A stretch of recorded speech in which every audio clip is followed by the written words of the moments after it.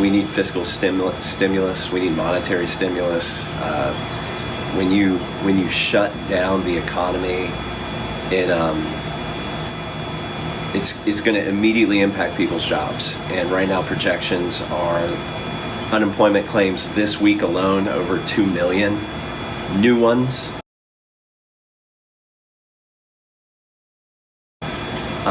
Some projections are as much as a 30% reduction in GDP for the second quarter.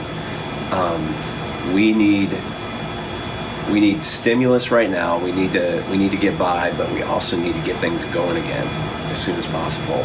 And I don't know, I'll wax poetic for a second. It really makes you appreciate the beauty of the market system, that when you shut it down and you see what it stops providing, you can really appreciate how it delivers the goods when it is working. Yeah. So monetary stimulus, what we're talking about, actions from the Federal Reserve. Generally, it takes the form of lowering the Fed funds target rate. Since the Great Recession, that rate has been fairly low. It's risen back a little bit, but not that much. And so we've dropped it back to zero, but from all indications, the reduction in the Fed funds target rate is really not having much of an effect. The bigger effect is the Fed going out and saying it is going to give companies direct liquidity in the markets. Just the Fed is going to give companies money through either asset purchases or loan guarantees. Like that direct liquidity seems to have had the most impact on the monetary side. And that is companies that already are holding debt, or most companies operate, even if they're in a very strong cash position, they do still borrow, correct? Yep, they still borrow. Almost every corporation in the U.S. has some form of debt, and so the Fed is offering them loans and loan guarantees, and even to purchase some of the assets they may be holding for cash, as companies learned a lesson in the Great Recession that cash is king. Even if you are from the landscaper to all the way up to the multi-billion-dollar international corporation, cash is still king. And so the Fed's doing a lot to provide companies with cash right now. We'll get back to the landscaper too, actually. But let's go to those checks, or those direct deposits, or those maybe preloaded debit cards. How important is it for Americans to get this kind of a cash infusion right now? Yeah, it's going to be important because really the economic distress we're seeing is kind of unprecedented in the speed at which it's happened. We've gone from 0 to 60 in a week, and so whatever we can do to help people is going to be good. But you also have to think about what the purpose of this is. Is it are the checks to help people make ends meet until we can get going again? And if that's the purpose, and we can get the economy going again within a month or so, I think it's going to do a lot of good.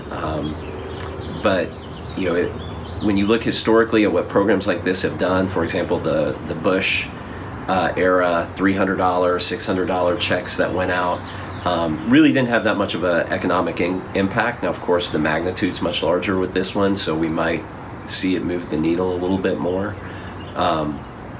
But I think you can definitely say we're going to have to do something for people who are struggling. So normally the way unemployment compensation works is that you get a fraction of what you were making before. It lasts for 26 weeks. It's different for each state. The state average is about $350, $400 a week. And so the federal government, as of right now, is talking about adding, in addition to what you were getting before, $600. To give it perspective, that's if you were to annualize it, $31,000 annual salary on top of the unemployment benefits you would have already been getting.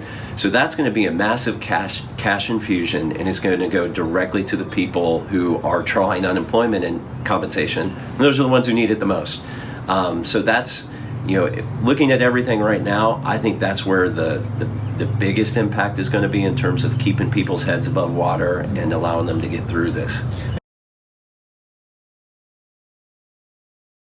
there are provisions in the bill for, as you mentioned, the gig economy workers. So this is going to be everything from your independent contractor, like the landscaper, to the Uber driver. And so there's going to be provisions in there for them to be able to claim some form of reduced income and be able to get some assistance as well. Is it easy for small businesses to go under in a scenario like this without a well-crafted rescue plan? Absolutely. The small businesses are going to be the ones that get hurt the most. I see it says here $367 billion in loans for small businesses. Yes. Do you think that will be more nimble than the standard government loan process? I hope so. The Trump administration seems to be willing to cut through red tape to get things happening. That's a pretty interesting provision they've included. Each small business can get up to $10 million, and they may even be able to have it forgiven. So it may not even be truly a loan, so long as they don't fire anybody, or so long as they don't lay off any workers. And it's a direct proportion. So if you keep 100% of your workforce, you don't have to pay any of the loan back. Do you think this was probably worth 5 days of crafting, even though everybody was desperate for a solution, as opposed to what it probably looked like 3 or 4 days ago? I personally think that the time in the legislative process is going to be manifest in all the tiny little pork barrel deals that were packed in by every congressional representative and senator to get their pet project worked in here. These are just tiny things, like $1 million here and $2 million there, and in a time like this, you think that some of our august legislators took enough time to figure out what pork Absolutely. Complexity and opaqueness breed pork barrel politics, and so how many of us really are able to read through these entire bills, and if we do it, truly understand what all's in there. Our elected officials in both parties are not above using a crisis as leverage to move forward their political agendas. I think you got to do it. I think you got to help people. I think this is, like you say, hold your nose. It's the best way to get it done.